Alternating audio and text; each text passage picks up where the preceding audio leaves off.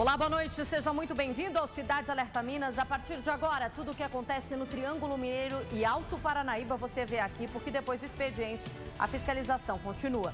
E o Cidade Alerta Minas de hoje já começa com novidades no caso do homem que matou pai e filho no fim de semana aqui em Uberlândia. Nós mostramos ontem com exclusividade aqui no nosso programa o momento em que o Marcos Vinícius chegou na delegacia para prestar depoimento.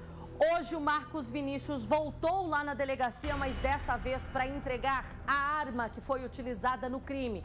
E quem acompanhou novamente toda essa movimentação foi o repórter Vinícius Lemos, ele que vai falar ao vivo com a gente, trazendo agora as novidades sobre esse caso. Vini, boa noite para você. Marcos Vinícius entregou a arma para a polícia, a arma que teria sido utilizada no crime e a arma que estava municiada, é isso?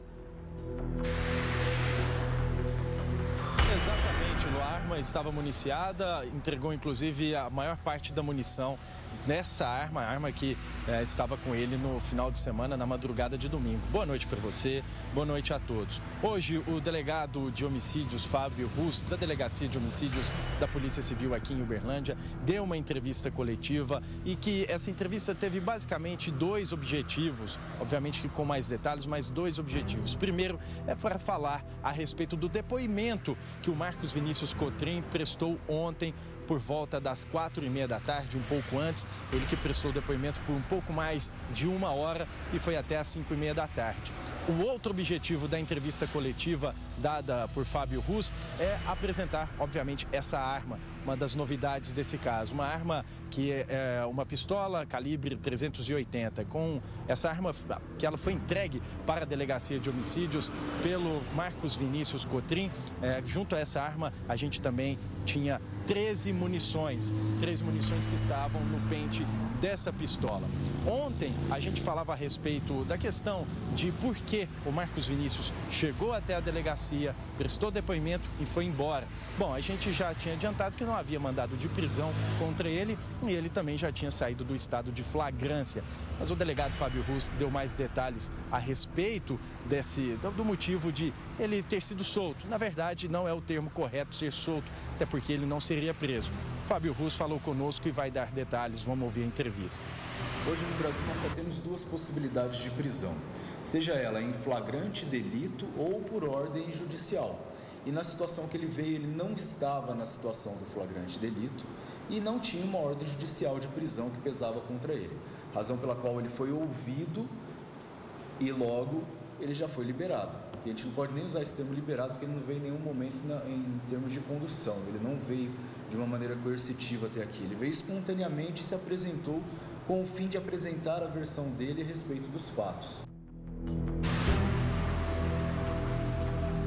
Bom, o delegado explicou, detalhou do motivo, de ele ainda não ter sido preso e também falou a respeito dessa pistola que foi utilizada no assassinato, no duplo assassinato que aconteceu nesse final de semana. Fábio Russo deu detalhes, inclusive sobre porte e posse dessa arma. Vamos ouvir.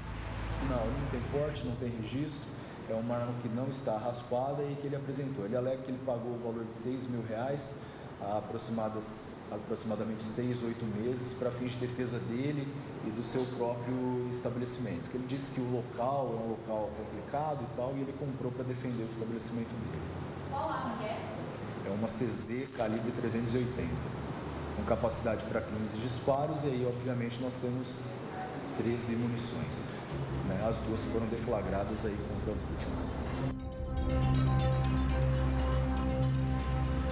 Bom, esse é o detalhamento em relação à pistola utilizada no crime, detalhamento inclusive porque nós tínhamos 13 munições se no pente dessa arma cabiam, na verdade, 15 balas, 15 munições. Outra coisa que a gente também já adiantava ontem é que um dos motivos do depoimento foi a apresentação da versão do suspeito, A gente ainda precisa chamá-lo de suspeito, porque ele ainda não existe um indiciamento do Marcos Vinícius Cotrim. Ele deu a versão dele para os fatos. A gente já adiantava, inclusive, em um áudio que foi ouvido, que foi passado por redes sociais. Esse áudio dava a versão dele, mas aí, durante o depoimento ontem à tarde, o Marcos Vinícius falou a respeito da versão dele, deu a versão detalhada do que aconteceu. Fábio Russo também nos passou essa informação.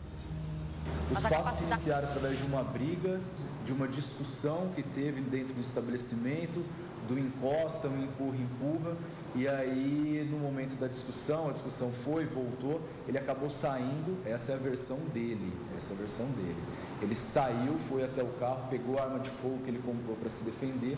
No momento que ele retornou, as duas vítimas vieram em sua direção, sendo que uma estava atrás da outra, e ele se sentiu ameaçado, oprimido e acabou efetuando os disparos.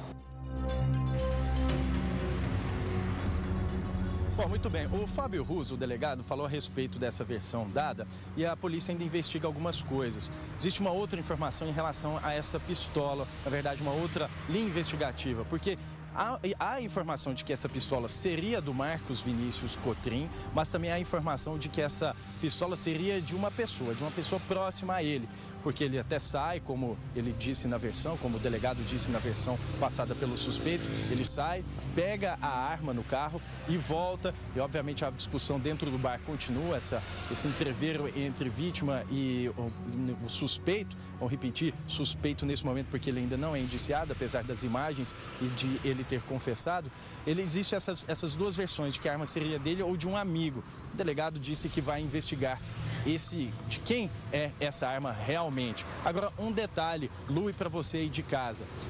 Os áudios que correram via WhatsApp, aplicativo de mensagens, desde ontem, falam a respeito. Ele dá uma versão a respeito do caso, disse que estava se sentindo ameaçado e tudo. Só que por conta desses áudios, a vida dele pode se tornar um pouco mais difícil durante essa investigação, durante a investigação da Polícia Civil, e também pode facilitar a possível prisão preventiva que o delegado Fábio Russo disse que pode acontecer nos próximos dias. Ele analisa muito bem como vai ser isso e ele explica por que dificulta a vida do Marcos Vinícius, o áudio que ele distribuiu via aplicativos de mensagem.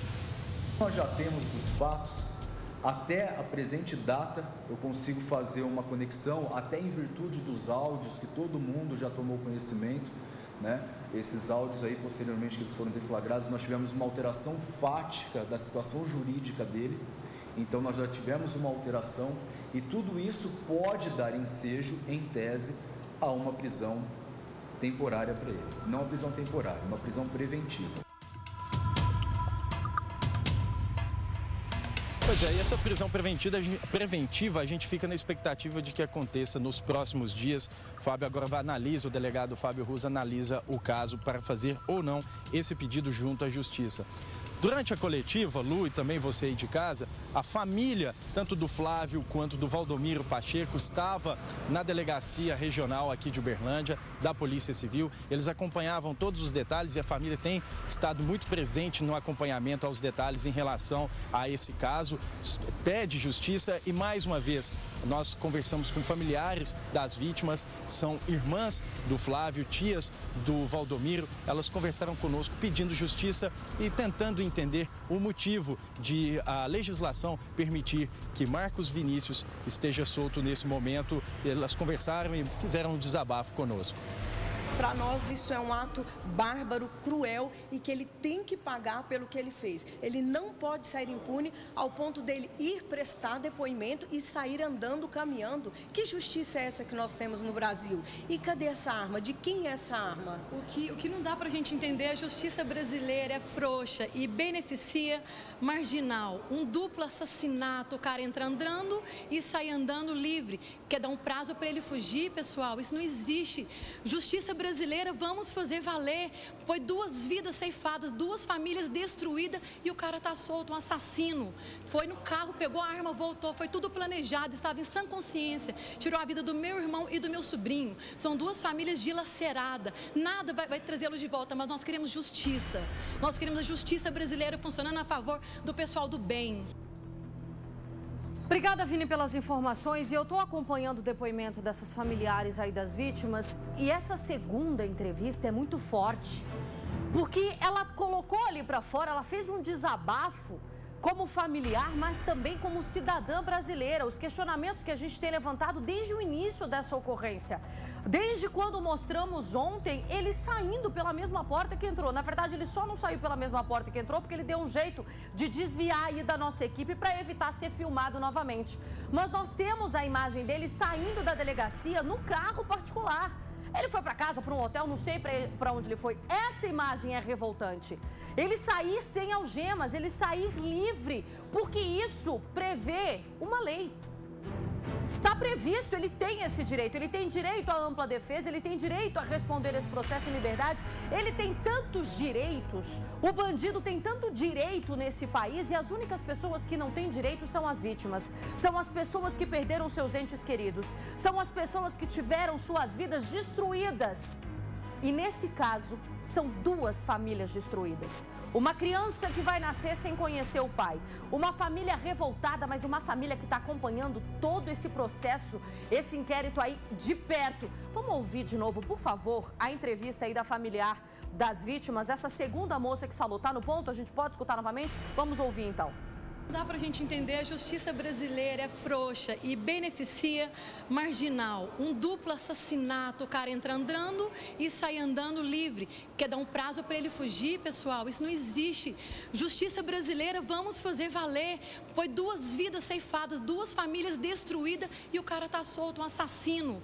Foi no carro, pegou a arma, voltou, foi tudo planejado, estava em sã consciência. Tirou a vida do meu irmão e do meu sobrinho. São 2 famílias dilaceradas. Nada vai trazer de volta, mas nós queremos justiça. Nós queremos a justiça brasileira funcionando a favor do pessoal do bem. A justiça brasileira fazendo valer o seu papel, fazendo cumprir o seu papel, que é de defender o cidadão e de botar na cadeia criminoso. Só agora, depois de um inquérito encerrado, agora que ele tem autoria confirmada, que tem todas as informações, tem a arma do crime, só agora o delegado tem a possibilidade de entrar com um pedido de prisão preventiva. Antes ele não poderia fazer isso, sabe por quê? Porque a lei não permite. Saiu do estado de flagrante, saiu ali no momento que a Polícia Militar parou de fazer buscas, que a Polícia Civil também não tinha equipe fazendo busca atrás desse criminoso. E o fazer buscas, eu digo, é viatura na rua atrás dele. Acabou. Quando encerrou esse processo de buscas, acabou o período do flagrante. Acabou o período do flagrante, ele se apresentou na delegacia, essas imagens que a gente mostrou com exclusividade no Cidade Alerta Minas. Você acompanhou ontem esse momento em que ele chega na delegacia para prestar aí a sua versão dos fatos e ele saiu. Ele está amparado por uma lei que continua passando a mão na cabeça de bandido. Por uma lei que continua dando brecha para que criminoso se mantenha na rua enquanto a família sofre a perda de seu ente querido. No caso, essa família foi destroçada. A gente vai continuar acompanhando essa operação, as pessoas acompanhando também nas nossas redes sociais o nosso programa e as pessoas revoltadas, a comunidade revoltada. O cidadão berlandense revoltado com tamanha afronta ao cidadão de bem, com tamanha afronta ao que a gente tanto busca, que é justiça. Essa imagem é revoltante, não tem como não se revoltar. Não tem como não ficar indignado, não tem como não fazer até tensão nas redes sociais. Mas é isso, a comunidade tem que se revoltar, tem que descruzar os braços, tem que abrir a boca, tem que brigar, tem que cobrar respostas. Que é o que essa família está fazendo, inclusive. E aí a gente acompanha aqui, ó, a Maria Helena Saviano deixando isso tem que mudar. O Marcos José, é muito triste e muitos vão continuar fazendo isso, pois a lei no Brasil não funciona. O Anderson Balbino acompanhando a nossa programação, dizendo que gostou muito do que a familiar ali, né? A moça falou também durante a entrevista. Quem mais acompanhando aqui? A Raimundo Eduardo. Inclusive o direito de fazer mais vítimas. Já tem estopim curto. Se andar no centro da cidade vai fazer uma chacina, já que não pode levar nenhum esbarrão. Ela aí falando sobre a versão dada pelo Marcos Vinícius à polícia. Todo mundo já deve ter recebido aí pelo WhatsApp esse áudio, onde ele presta aí os seus esclarecimentos à comunidade uberlandense, como ele começa na gravação. E aí ele lê ali umas 3, 4 páginas com a história dele, com a versão dele sobre esses fatos. Versão essa que não convenceu a polícia, não convenceu a comunidade e eu espero também que não convença a justiça. A partir de agora, pode aí sim, como o Vinícius Lemos trouxe e como o Dr. Fábio Rujá anunciou, entrar com o pedido de prisão preventiva e nos próximos dias o Marcos Vinícius pode ser preso. E estamos na torcida para que isso aconteça. Ele saiu armado. Alegou que tinha essa arma para proteger o seu estabelecimento, que fica em uma área perigosa. Estava com a arma no carro. Que pessoa de bem sai aí para curtir a noite e a arma tá lá no carro, aí leva um esbarrão, opa, peraí que eu vou pegar minha arma ali. Vai no carro, pega a arma e volta. O fato dele ter, inclusive, gravado isso no áudio, que tiro no pé absurdo que foi isso, ele conta que saiu do bar, foi até o carro, pegou a arma para se proteger. Premeditou. Já deu a entender que ele estava disposto a matar, que ele estava disposto a atirar em qualquer pessoa que se aproximasse dele. Atirou no filho, depois atirou no pai, sai tranquilamente do bar como se nada tivesse acontecido, fica, não podemos dizer numa questão de foragido aí durante 48 horas, até porque a gente não sabe até que período se estendeu aí as buscas da Polícia Militar, mas ele desapareceu nos 2 dias seguintes ao crime e se apresentou na delegacia já junto de advogados. Com uma versão ensaiada, um discurso pronto, e ainda nessas gravações a gente vê aí até um trecho onde ele fala que a mídia está tentando pintar ele como um criminoso, que ele não é. Não é a mídia que te pintou como um criminoso, Marcos. Foi você que fez isso. Foi você que assinou a sua sentença. Foi você que assinou o seu processo de entrada lá no Jaci de Assis. E você fez isso aqui, ó, nesse momento. Não foi a mídia que puxou o gatilho dessa arma 2 vezes. Não foi a mídia que matou filho e pai por causa de uma discussão besta em um bar. Isso aqui não foi a mídia. Isso aqui foi você. Única e exclusivamente você. Ninguém tem mais nada a ver com esse processo. E é por isso que nós vamos acompanhar sim e na torcida para que essa condenação, ou pelo menos que essa prisão preventiva, saia o mais rápido possível. A qualquer momento a gente pode voltar a falar sobre isso aqui no Cidade Alerta Minas. E só lembrando, estamos falando aí de um homem que já tinha passagens pela justiça. O Walter Nóbrega aí acompanhando também, fazendo esse adendo, né? Um homem que já tinha passagens pela justiça, estava armado na rua, matou pai e filho e continua solto. Essa é a lei brasileira, essa é a infeliz lei brasileira que a gente vive refém.